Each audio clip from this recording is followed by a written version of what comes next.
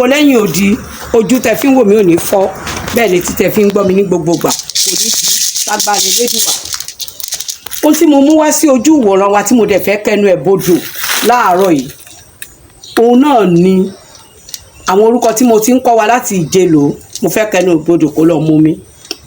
Àwọn ọmọ tí wọ́n bí sí ìdílé omi ìyẹn ni pé ibi tí wọ́n ti ń bọ omi àwọn ni Omídìran, Omídélé, Omísọpẹ́, Omídire, Omíyínká. Ẹ jẹ́ ká mẹ́nu dúró ń bẹ̀. Ẹ wá wo àwọn àbíkú ọmọ, àwọn eléèrè ọmọ, àwọn ọmọ tí àwọn Yorùbá gbà pé àbíkú ni wọ́n tí wọ́n máa ń bí tákú tí wọ́n òun ló tún padà wá. Àwọn la mọ̀ sí Ajá, Àríkúyẹrí, Kòsọ́kọ́, Ikúkọ̀yí, Málọmọ́, Rótìmí àti bẹ́ẹ̀ bẹ́ẹ̀ lọ. Ẹ jẹ́ ká wá wo àwọn ọmọ, ẹ jẹ́ ká wo àwọn ọmọ pẹ̀lú oríkì, àwọn orúkọ oríkì báyìí, orúkọ oríkì òun ni mo fẹ́ kọ́ fi parí gbogbo ẹ̀ lẹ̀.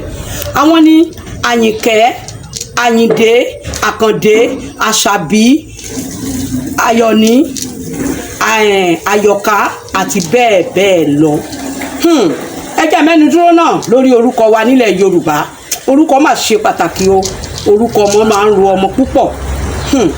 Ẹgbọ́n náà gbogbo bí tí ẹ bá ti wá rí fídíò Culture by Ade Anade, ẹ like, ẹ comment, ẹ follow.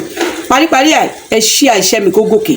Bí ẹ bá ti gbéṣẹ́ mi sókè ní agbára Elédùwà tó jọ dá èmi àti ẹ̀yin, iṣẹ́ yín lọ viral.